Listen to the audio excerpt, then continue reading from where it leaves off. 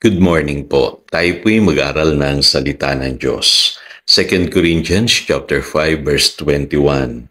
Hindi nagkasala si Kristo ngunit dahil sa atin siya itinuring na makasalanan upang sa pamamagitan niya ay maging matuwid tayo sa harap ng Diyos. Ibinilang na matuwid dahil kay Kristo Jesus. Today, pag-aralan po natin yung gift of righteousness. Napakahalaga po nitong katotohanan ito. Tayo pong mga believers, hindi lamang po tayo napatawad sa ating mga kasalanan. Tayo po ay ibinilang na matuwid ng Diyos. At yung katuwiran natin, hindi yan dahil sa tayo mabait na tao, o may mga ginagawa tayong mabubuting gawain. Tayo po'y naging matuwid ay dahil po sa ginawa ng Panginoong Hesus doon sa krus.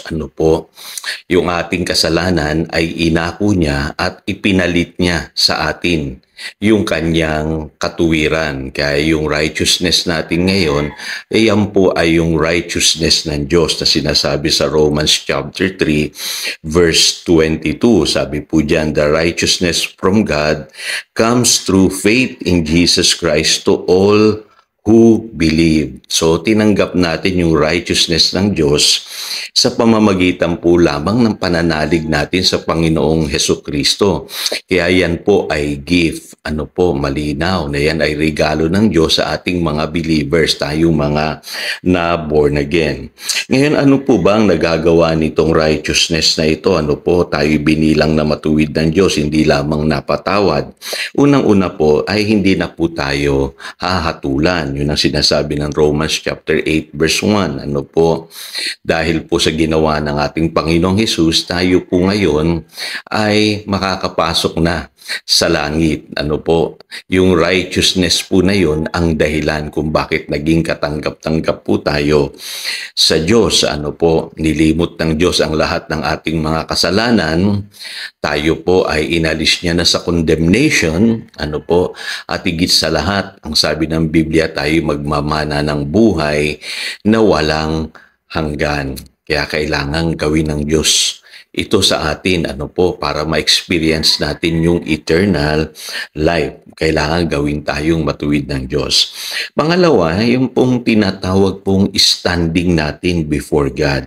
Ito po medyo malalim ng konti pero ipapaliwanag ko po sa inyo.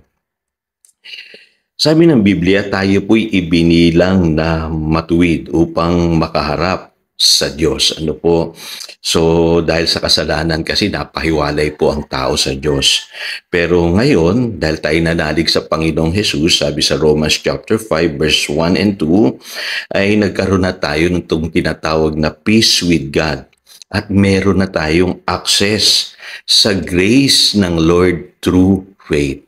Ganda, Yung po ang kalagayan natin ngayon sa harap ng Diyos, At makakalapit na po tayo sa Lord, sa Kanya pong trono ng biyaya. We can come boldly, sabi ng Hebrews chapter 4, verse 16. Ano pong epekto nito o ang impact nito sa ating mga believers?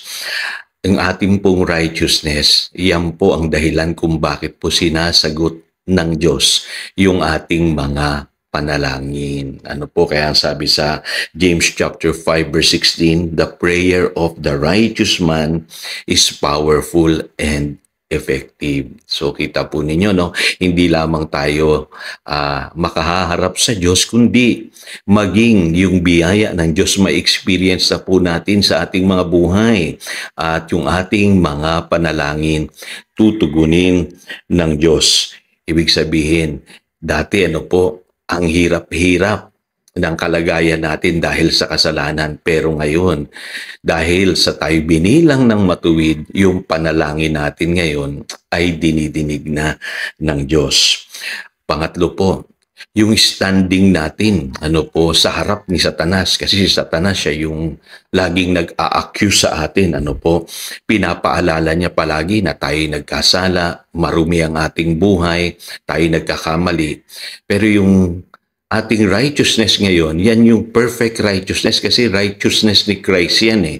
Yun pong sinasabi ng 1 Corinthians chapter 1 verse 30. Yun po yung inimpart sa atin. Kaya ngayon, hindi na tayo pwedeng i-accuse ni Satan. Kasi ang nakikita na niya sa atin ay yung righteousness ng ating Panginoong Hesukristo. At kung matutuklasan natin yung righteousness na yan, mga kapatid, maging ang mga dyablo takot sa atin. Ano po? Kasi may karapatan tayong i-exercise yung ating authority bilang anak ng Diyos. Ano po? Kaya hindi ka na kayang sumbatan ng dyablo. Ano po? Lagi niyong tatandaan yan. At sa pamamagitan ng inyong righteousness, you can be as bold as a lion. O magiging matapang ka sa pagharap sa dyablo. At mapupulfill sa atin yung purpose ng Lord kung bakit nilikha niya ang tao noong pamanguna. No po, kung naalala nyo, si Eva at si Adan, they were created for dominion, to reign in life. Na balik yung original na intention ng Diyos sa tao. Ngayong tayo'y na-born again na. Tayo manalangin. Lord, salamat po sa gift of righteousness na kami po ay binilang mo ng matuwid at makakaharap na sa iyo.